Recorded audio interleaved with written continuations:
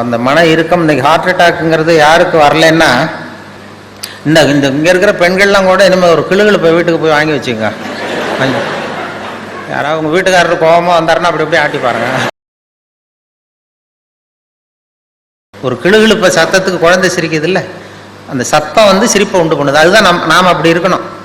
ஆனால் அதே கிளுகிழுப்பே ஒரு தாத்தா மூஞ்சிக்கிட்டாட்டங்க கோபம் வந்துடும் அடிப்பார். அப்படி இருந்தவர் அப்படி ஆயிட்டார். சின்ன வயசுல ஒரு கிளுகிழுப்ப சத்தத்துக்கு சிரிச்சவர் அதே கிளுகிழுப்ப சத்தத்துக்கு கோவப்படுற அளவுக்கு மாறிக்கிட்டு வரோம் பாருங்க. இப்படி மாறப்படாது. கையில குச்சி கிச்சின்னு தான் எடுத்து அடிச்சுடுவார் நீங்க. அதனால இதய நோய் வரக்கூடாதுன்னு நினைக்கிறவங்க எல்லாம் சிரிக்க, அதாவது இயல்புத்தன்மை மாறாமல் இருக்கணுமா. நம்முடைய இயற்கை கொடுத்துருக்கிற அந்த இயல்புத்தன்மை மாறாம நம்மளை பார்த்துக்கணும் அப்படின்னு சொல்லுவாங்க. அதுதான் இயல்புத்தன்மை. இல்லைன்னா அது ரொம்ப கஷ்டப்படும் மனசு. அந்த மன இறுக்கம் இன்னைக்கு ஹார்ட் அட்டாக்குங்கிறது யாருக்கு வரலன்னா இந்த இங்கே இருக்கிற பெண்கள்லாம் கூட இனிமேல் ஒரு கிளுகிழு போய் வீட்டுக்கு போய் வாங்கி வச்சுங்க. யாராவது உங்கள் வீட்டுக்காரர் கோபமாக வந்தாருன்னா அப்படி அப்படியே ஆட்டி பாருங்க.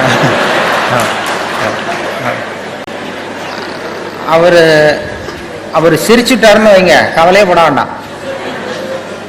அவர் ஏதாவது கோவப்பட்டாருன்னா உடனே இசிஜி எடுத்து பார்க்கணும், பார்த்து சரியா இருக்கா. அதுதான் இப்போ மருத்துவம் சொல்லுகிற உண்மை.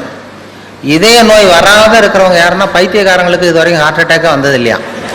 டாக்டர்கள் தான் சொல்றாங்க, பைத்தியக்காரனுக்கு ஹார்ட் அட்டாக் இது வரைக்கும் வந்ததே இல்லை. அந்த பைத்தியத்தன்மை நமக்கு வேணுமா.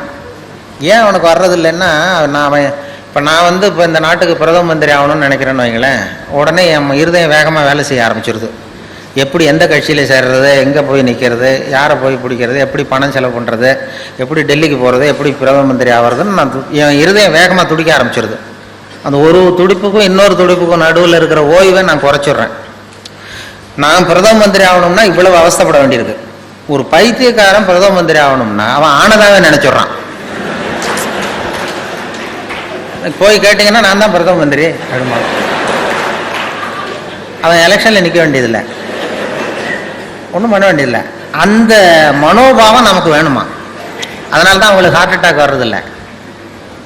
அதாவது சித்த சுவாதீனத்துடன் கூடிய பைத்தியத்தன்மையுடன் வாழ கற்றுக்கொள்ளுங்கள் அப்படிங்கிறது ஒரு உபதேசம். சித்த சுவாதீனத்துடன் கூடிய பைத்தியத்தன்மையுடன் வாழ கற்றுக்கொள்ளுங்கள். அது என்ன சித்த சுவாதீனத்துடன் கூடிய பைத்தியத்தன்மைன்னா, நாம் சித்த சுவாதீனத்தோடு இருக்கணும், மனசு விழிப்போடு இருக்கணும். இன்னொருத்தவங்க ஏதாவது பைத்தியகார்த்தனமாக சொன்னால் ஒத்துக்கணும். இப்போ உங்கள் குடும்பத்திலே கேட்குறீங்க, கணவன் மனைவிக்குள்ள ஒரு தகராறு, 8ஐயும் 3ஐயும் பெருக்கினா என்னன்னு கேட்குறீங்க, அவர் 23ன்னு சொல்லிடுறாருன்னு வைங்க, உடனே சண்டைக்கு போகக்கூடாது. 8 3 பெருக்குனா 24க்கு பதிலாக 23ன்னு சொல்கிறாரு, சண்டைக்கு போகக்கூடாது. சரி பரவாயில்ல, எங்கள் வாத்தியார் இப்படி சொல்லி கொடுத்தாரு, உங்கள் வாத்தியார் சொல்லி கொடுத்துருக்காரு, அது வாய்ப்பாட்டிலையும் எத்தனையோ எடிஷன் இருக்கு இல்லையா. அப்படி அதுதான் சித்த சுவாதீனத்துடன் கூடிய பைத்தியத்தன்மை. நமக்கு எது உண்மைங்கிறது தெரியுது, இருந்தாலும் ஒரு பைத்தியத்தன்மையோடு வாழறோம் பாருங்க. அந்த பைத்தியத்தன்மைங்கிறது இன்றைய மனுஷனுக்கு தேவை. அது ஒருத்தன் பைத்தியகார ஆஸ்பத்திரியில் 10 வருஷம் இருந்தானா, அவன் உடம்பு குணமாயிட்டுது டாக்டர், என்னை வீட்டுக்கு அனுப்புங்கன்னு டாக்டர் கேட்டிருக்கான். டாக்டர் சொல்லியிருக்காரு, 10 வருஷம் இருந்துட்டேன், இன்னொரு 10 நாள் இரு, உன்னை சோதனை பண்ணி அனுப்பிச்சிட்றேன் வெளியில் அப்படின்ட்டுருக்காரு. 10 நாள் டெஸ்ட் பண்ணி பார்த்தாரு, எல்லாம் நல்லா குணமாயிட்டான். உடனே அவர் சொன்னார், நீ சொன்னது சரிதான்ப்பா, வீட்டுக்கு போகலான்னு அனுப்பிச்சிட்டார். அதுக்கப்புறம் பத்திரிகைக்காரங்கள்லாம் பேட்டி எடுத்தாங்களாம். ஏங்க நீங்கள் உங்கள் பைத்தியக்கார ஆஸ்பத்திரி இருந்தீங்க, உங்கள் அனுபவத்தை சொல்லுங்களேன் எழுதுவோன்னு. அப்போ சொன்னால், நான் 10 வருஷம் நான் பைத்தியமாக இருந்தேன். 10 வருஷம், அது எனக்கு 10 வினாடியாக போயிட்டுது. பைத்தியங்களுக்கு மத்தியில் புத்தி தெளிஞ்சவனா 10 நாள் இருந்தேன், அது 10 யுகமாக போச்சுன்னு நானும்.